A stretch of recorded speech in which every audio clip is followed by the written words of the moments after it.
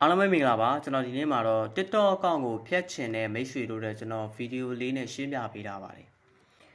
အရင်ကကျွန်တော်တို့ TikTok အကောင့်လေးဖျက်ဖို့အတွက်ကျွန်တော်တို့ TikTok အကောင့်နဲ့ဝင်မယ်ကျွန်တော်တို့ TikTok အကောင့်နဲ့ရောက်ပြီဆိုလို့ရှိရင်ကျွန်တော်ညာဘက်တောက်မှာရှိနေတဲ့ profile လေးတွေကိုသွားပါ profile ပေါ်မှာမြင်နေရတဲ့မြင်းသုံးချောင်းကိုနှိပ်မယ်ပြီးလို့ရှိရင် setting ရ privacy လေးကိုရွေးလိုက်ပါအဲ့ဒီမှာပေါ်မှာမြင်နေရတဲ့ account folder လေးကိုနှိပ်လိုက်မယ်ပြီးတော့အောက်ဘက်မှာမြင်နေရတဲ့ deactivate or delete account folder လေးကိုနှိပ်မယ်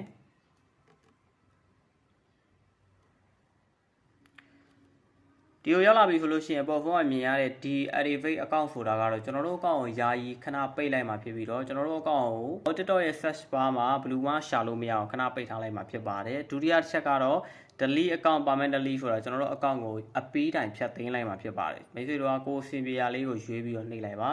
ကျွန်တော်ဒုတိယတစ်ချက်ဖြစ်တဲ့ delete account permanently ဆိုတဲ့အကောင့်ကိုအပီးတိုင်ဖြတ်သိမ်းလိုက်ပြီဆိုတာ ਨੇ ကျွန်တော်တို့ကအကောင့်က log ထွက်သွားမယ် log ထွက်ပြီးတော့ရက်30အတွင်းဒီအကောင့်ကို login ပြန်မဝင်ဘူးဆိုတာ ਨੇ အကောင့်ထဲမှာရှိတဲ့ data တွေချက်လက်တွေအကုန်လုံးပြတ်သွားမယ်အကောင့်ကအပီးတိုင်ပြတ်သွားမှာပဲဖြစ်ပါတယ်ရက်30အတွင်းအကောင့်ကို login ပြန်ဝင်လိုက်တယ်ဆိုလို့ရှိရင်ဒီအကောင့်ကိုပြန်ယူလို့ရမှာဖြစ်ပါတယ်အဲ့တော့ကျွန်တော် delete account permanently ကိုနှိပ်လိုက်မယ်